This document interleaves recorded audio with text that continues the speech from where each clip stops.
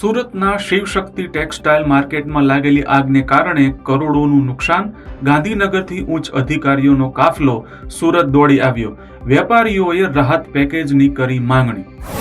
ભારતના રાષ્ટ્રપતિ દ્રૌપદી મુર્મુ આજથી 2 દિવસ કચ્છની મુલાકાતે.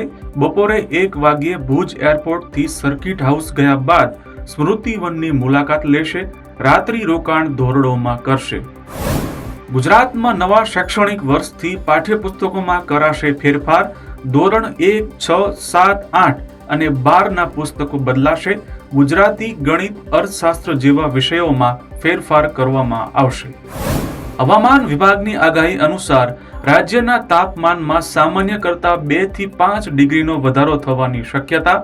દરિયાકાંઠે ગરમ પવનો ફૂંકાવાની શક્યતા દર્શાવાઈ. યુક્રેનના રાષ્ટ્રપતિ ઝેલેન્સ્કી વ્હાઇટ હાઉસ ખાતે અમેરિકન રાષ્ટ્રપતિ ડોનાલ્ડ ટ્રમ્પ સાથે કરશે મુલાકાત. રશિયા યુક્રેન યુદ્ધ સહિતના મહત્વના મુદ્દાઓ પર ચર્ચા બાદ કોઈ મોટા નિર્ણયની જાહેરાત થાય તેવી શક્યતા. પ્રધાનમંત્રી નરેન્દ્ર મોદી રાજધાની દિલ્હીના સુંદર નર્સરી ખાતે આયોજિત સૂફી સંગીત ઉત્સવ જહાં એ ખુસરોની રજત જયંતિ કાર્યક્રમનું સાંજે 7:30 કલાકે કરશે ઉદ્ઘાટન. 2 માર્ચ સુધી ચાલશે કાર્યક્રમ.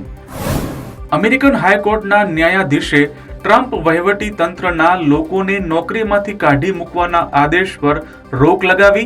તાજેતરમાં જ યુસેઇડના 2000 કર્મચારીઓને કાઢી મૂકવામાં આવ્યા હતા. 3 કલાકના ગાળામાં 4 દેશોમાં ભૂકંપના આંચકા અનુભવાયા.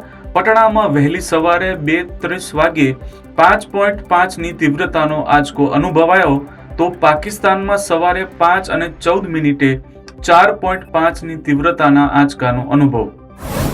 હિન્દી ભાષા વિશે તમિલનાડુના સીએમ સ્ટાલિનનું વિવાદિત નિવેદન. કહ્યું, અમે વધુ એક ભાષા યુદ્ધ માટે તૈયાર. તમિલ અને અંગ્રેજી પૂરતી છે. હિન્દીએ 25 ભાષાનો નાશ કર્યો છે. સિક્કિમ સરકારે તિબેટિયન લોકોના પવિત્ર બૌદ્ધ પખવાડિયાને ધ્યાનમાં રાખીને પશુ હત્યા પર પ્રતિબંધ મૂક્યો. આજથી રાજ્યની બધી જ માંસની દુકાનો આગામી 15 દિવસ સુધી રહેશે બંધ.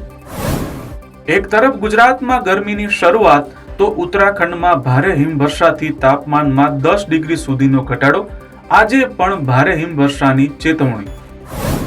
યુરોપિયન યુનિયન કમિશનના પ્રમુખ ઉર્સુલા વાન ડેર લેયન પ્રધાનમંત્રી નરેન્દ્ર મોદી સાથે કરશે મુલાકાત. વેપાર, રોકાણ અને સ્વચ્છ ઉર્જાના ક્ષેત્રોમાં દ્વિપક્ષીય સહયોગ વધારવા પર કરશે ચર્ચા. મુક્ત વ્યાપાર કરાર માટે પણ વાટાઘાટો કરશે.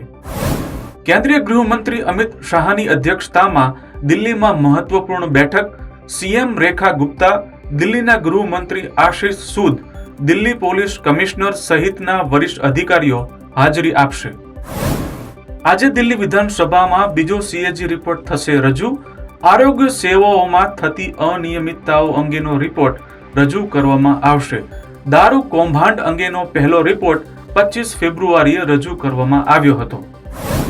ચેમ્પિયન્સ ટ્રોફીમાં ઓસ્ટ્રેલિયા અને અફઘાનિસ્તાન વચ્ચે આજે થશે ટક્કર. રાવલપિંડીમાં ભારતીય સમય મુજબ બપોરે 2:30 વાગ્યે મેચ થશે શરૂ. વિજેતા ટીમને સેમીફાઇનલમાં મળશે પ્રવેશ. ચેમ્પિયન્સ ટ્રોફીમાંથી પાકિસ્તાન બહાર ફેંકાતા કંગાળ દેશ પાકિસ્તાનમાં હંગામો. પાકિસ્તાનના પ્રધાનમંત્રી શાહબાઝ શરીફ પાકિસ્તાનની સંસદમાં ઉઠાવશે મુદ્દો. મુખ્યમંત્રી યોગી આદિત્યનાથે મહાકુંભનું ઔપચારિક સમાપન કરાવ્યું. સફાઈ અભિયાનમાં થયા સહભાગી. સફાઈ કર્મીઓ માટે વધારાના બોનસની કરી જાહેરાત. ગિનીસ બુક ઓફ વર્લ્ડ રેકોર્ડે 3 નવા રેકોર્ડના પ્રમાણપત્રો રાજ્ય સરકારને સુપરત કર્યા. વક્ફ સુધારા બિલમાં 14 ફેરફારોને કેન્દ્રીય કેબિનેટે આપી મંજૂરી. 10 માર્ચથી શરૂ થનારા સંસદ સત્રના બીજા ભાગમાં બિલને કેન્દ્ર સરકાર રજૂ કરે તેવી શક્યતા.